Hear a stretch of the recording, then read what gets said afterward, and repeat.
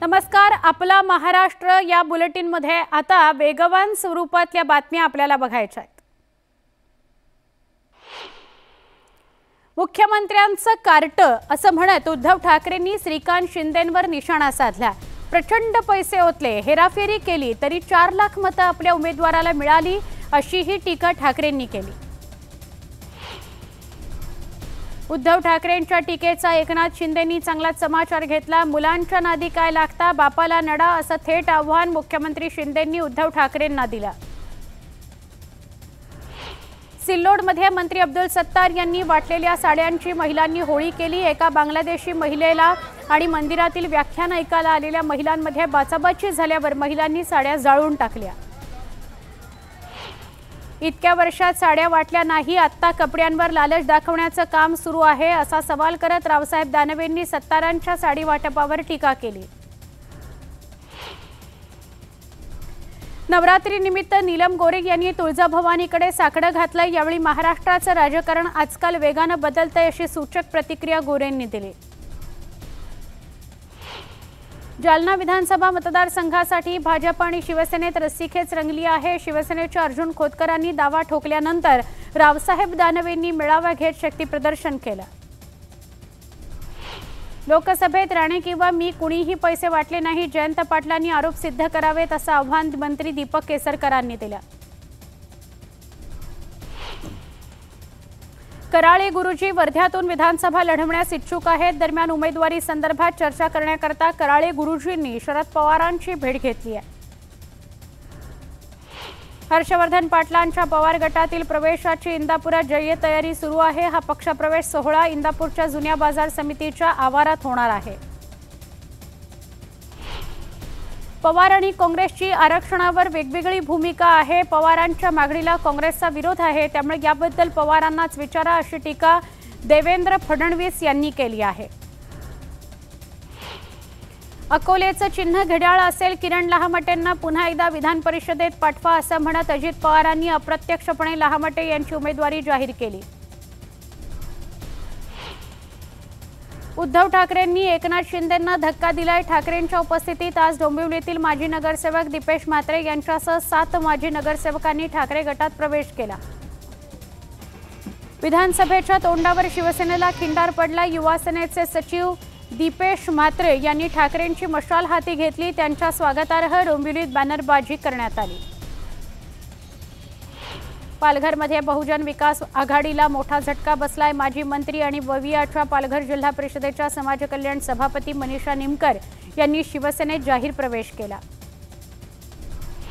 उपमुख्यमंत्री अजित पवार छत्रपती संभाजीनगर विमानतळावर दाखल झाले। यावेळी कार्यक्रमस्थळी रवाना होण्याआधी विमानतळावरच काही कार्यकर्त्यांचा पक्षप्रवेश पार पडला। नवी मुंबईतील अजित पवार गटाच्या महिला जिल्हाध्यक्षा सुनीता देशमुख यांनी शरद पवार गटात प्रवेश केला। देशमुखांसह शेकडो महिलांनी प्रवेश केल्याने अजित पवारांना मोठा धक्का बसला। मुख्यमंत्री एकनाथ शिंदे उद्या दिल्ली दौऱ्यावर जाणार आहेत। केंद्रीय गृहमंत्री अमित शहा यांनी बोलावलेल्या नक्षलग्रस्त राज्यांच्या बैठकीमध्ये मुख्यमंत्री उपस्थित राहणार आहेत। बच्चू कडूंनी शिवसेनेवर निशाणा साधला। एकनाथ शिंदेंनी आम्हाला 1 घाव दिला आणि आम्ही त्या बदल्यात त्यांना हजारो घाव देऊ, शिवसेनेला याचे परिणाम भोगायला लावू अशी आक्रमक भूमिका बच्चू कडूंनी घेतली आहे। नागपुरात भाजपकडून महाजन संपर्क अभियानाची सुरुवात करण्यात आली। नितीन गडकरींनी पहिलं पॅम्पलेट वाटून अभियानाचा शुभारंभ केला। राज्यात आम्हीच जिंकू असा विश्वास गडकरींनी व्यक्त केला। 98व्या अखिल भारतीय मराठी साहित्य संमेलनाच्या अध्यक्षपदी डॉक्टर तारा भवाळकर यांची निवड करण्यात आली आहे। दरम्यान यंदाचं संमेलन 21, 22 आणि 23 फेब्रुवारीला दिल्लीत पार पडणार आहे। या साहित्य संमेलनाच्या अध्यक्षपदी माझी निवड झाली याचं समाधान आहे, पण माझ्यापेक्षा ज्येष्ठ व्यक्तींना हे पद मिळायला हवं होतं अशी प्रतिक्रिया डॉक्टर तारा भवाळकर यांनी दिली। रश्मी ठाकरे यांनी ठाण्याच्या टेंभी नाक्यावर जाऊन देवीचं दर्शन घेतलं। देवीची आरती सुद्धा केली। यावेळी शिंदेंच्या बालेकिल्ल्यात ठाकरे गटानं शक्ती प्रदर्शन केलं। आपत्कालीन स्थितीचा सामना करण्याकरता पुण्यातील सगळ्या टेकड्यांवर आता सर्च लाईट बसवले जाणार आहेत। तसंच सायरनही लावण्याचा मोठा निर्णय पुणे पोलिसांनी घेतला आहे। लाडकी बहीण योजनेच्या वचनपूर्ती सोहळ्याकरता छत्रपती संभाजीनगरमध्ये शेकडो बॅनर्स लावण्यात आले, मात्र काही बॅनर डिवायडरवर लावले होते ते रस्त्यावर पडल्याने अपघाताची शक्यता व्यक्त होत होती। मंत्री अदिती तटकरे आणि महिला पोलीस कर्मचाऱ्यांमध्ये बाचाबाची झाली। तटकरेंबरोबरच्या एका कर्मचाऱ्याने महिला पोलीस कर्मचाऱ्यासमोर चुकीचा शब्द वापरला, त्यामुळे गदारोळ झाला। मात्र त्यानंतर तटकरेंनी महिला पोलीस कर्मचाऱ्याला धारेवरच धरलं। बीडच्या नारायणगडावर मनोज जरांगे यांचा दसरा मेळावा होणार आहे। दरम्यान मेळाव्याच्या तयारीचा आढावा घेण्याकरता जरांगे स्वतः गडावर गेले होते। दसरा मेळाव्याला जरांगे हेलिकॉप्टरमधून एंट्री करणार आहे। नारायणगडाच्या सगळ्या मर्यादा पाळून यंदाचा दसरा मेळावा होणार असं वक्तव्य जरांगेंनी केलं। तर मेळाव्याच्या दिवशी गडावर हेलिकॉप्टरमधून पुष्पवृष्टी होणार आहे। उपमुख्यमंत्री देवेंद्र फडणवीसांच्या हस्ते बुलडाण्यात विकास कामांचं लोकार्पण झालं। खामगाव जिल्हा आणि सत्र न्यायालयाच्या इमारतीच्या कोनशिलेचं न्यायमूर्ती भूषण गवई आणि फडणवीसांच्या हस्ते भूमिपूजन पार पडलं। पंकजा मुंडेंच्या दसरा मेळाव्याची तयारी अंतिम टप्प्यात आली आहे। भगवान गडावरील भगवान बाबाच्या पुतळ्याला रंगरंगोटी केली जात असून परिसरातील शेकडो एकरवर पार्किंगची व्यवस्था केली जाते। शिवनेरी सुंदरीवर होणाऱ्या टीकांवरून गोगावलेंनी विरोधकांचा समाचार घेतलाय। व्यवस्थित चाललं तर आणखी पुढे जाऊ, मात्र अडचणी आल्यास 4 पावलं मागे पुढे सरकू असं म्हणत टोला लगावलाय। अरबी समुद्रातील शिवस्मारकाचा शोध घेण्याकरता संभाजीराजे छत्रपती आज मुंबईत धडकले। यावेळी त्यांनी बोटीतून जात कार्यकर्त्यांसह अरबी समुद्रात पाहणी केली। अरबी समुद्रात स्मारक कुठेही दिसलं नाही अशी प्रतिक्रिया संभाजीराजेंनी दिली। तर महाराजांच्या नावाचा वापर राजकारणाकरता करू नका असं आवाहन संभाजीराजेंनी केलं। शिवस्मारकाच्या मुद्द्यावरून संभाजीराजे आक्रमक झाले, मात्र शिवस्मारकाविरोधात कोर्टात गेलेली लोक कोण याचा तपास घेतला पाहिजे असं मत देवेंद्र फडणवीसांनी व्यक्त केलं। अमरावतीत आमदार बच्चू कडू यांना मोठा धक्का बसलाय, कारण प्रहारचे आमदार राजकुमार पटेल शिवसेनेत प्रवेश करणारे 10 ऑक्टोबरला पक्षप्रवेश होईल। टिटवाळा रेल्वे स्थानकात एक्सलेटर आणि लिफ्ट बंद असल्याने प्रवाशांचे हाल झाले। एका दिव्यांग व्यक्तीला 4 ते 5 जणांनी सायकलसह उचलून रेल्वे प्लॅटफॉर्मवर नेलं। टिटवाळ्याच्या वाशिन इथं S6 S7 डब्याच्या ब्रेक लायनरमधून धूर आल्यानं मेल एक्सप्रेस थांबवण्यात आली, त्यामुळे कसाऱ्यावरून मुंबईकडे जाणाऱ्या वाहतुकीवर परिणाम झाला।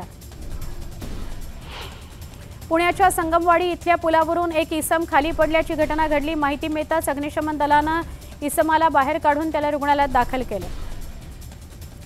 छत्रपती संभाजीनगरमधील अश्लीलतेचे अड्डे बनलेले 29 कॅफे पोलिसांनी आणि पालिकेनं उद्ध्वस्त केले। दरम्यान शहरात आणखी 200 कॅफे अनधिकृत असल्याची माहिती समोर आली आहे। मुंबईतील मालाड पश्चिम लिंक रोडवरील मोठी चौक पुलाचं पियुष गोयल यांच्या हस्ते उद्घाटन होणार होतं, मात्र त्याआधीच काँग्रेस आमदार असलम शेख यांनी आंदोलन केलं। खासदार चंद्रकांत हंडोरेंना अटक करा अशी मागणी माजी खासदार राहुल शेवाळेंनी केली आहे। हिट अँड रन प्रकरणाला हंडोरे मुलाला वाचवण्याचा प्रयत्न करत असल्याचा आरोप राहुल शेवाळेंनी केला। चेंबूरच्या सिद्धार्थ कॉलनीत शॉर्ट सर्किटमुळे भीषण आग लागली होती। या आगीत एकाच कुटुंबातील 7 जणांचा होरपळून मृत्यू झाला।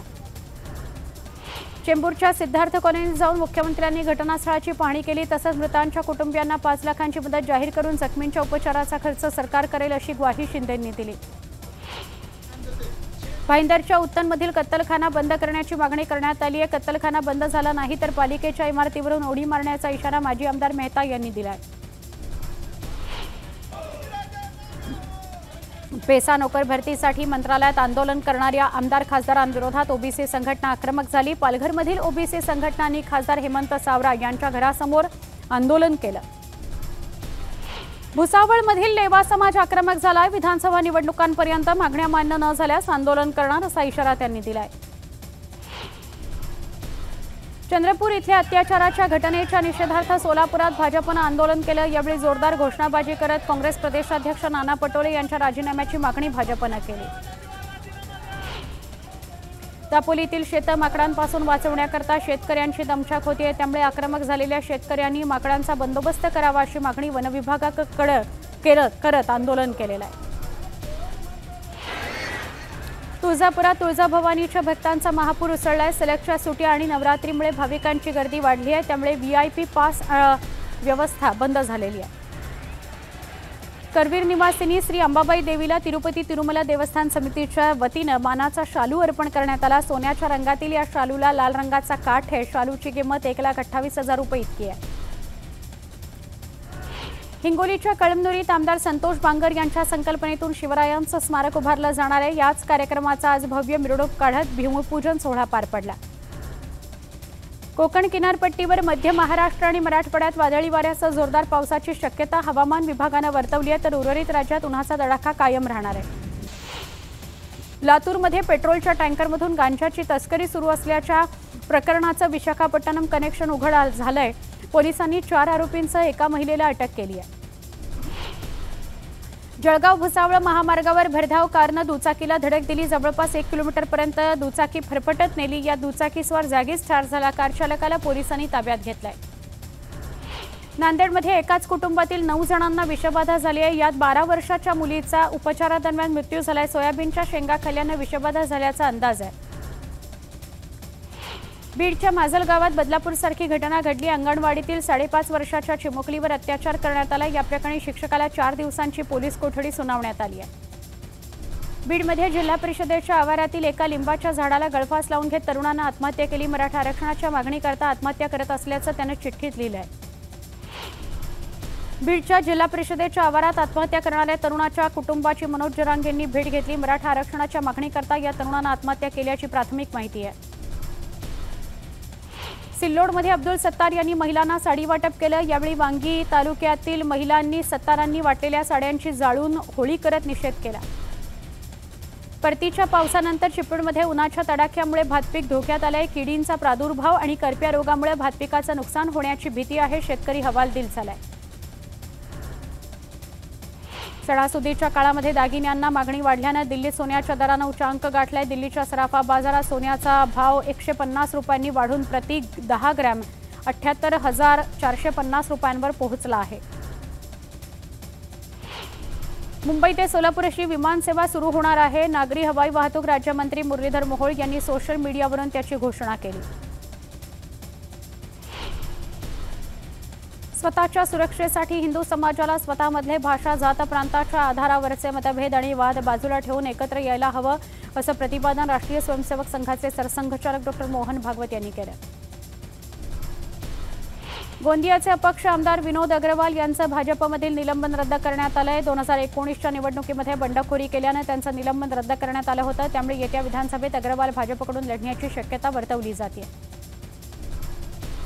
बीडचं बिंदुसरा धरण तुडुंब भरल्यानं सध्या तिथं पर्यटनाकरता नागरिक येत आहेत। मात्र गाळयुक्त तलावात पोहणं नागरिकांच्या जीवावर बेतण्याची शक्यता आहे, तरीही प्रशासन खबरदारी घेताना दिसत नाही।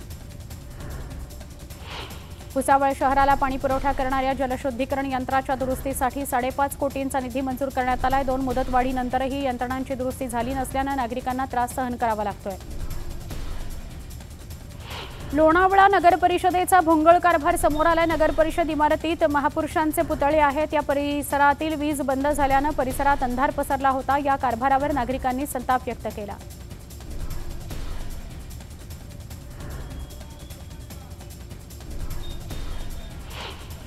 आता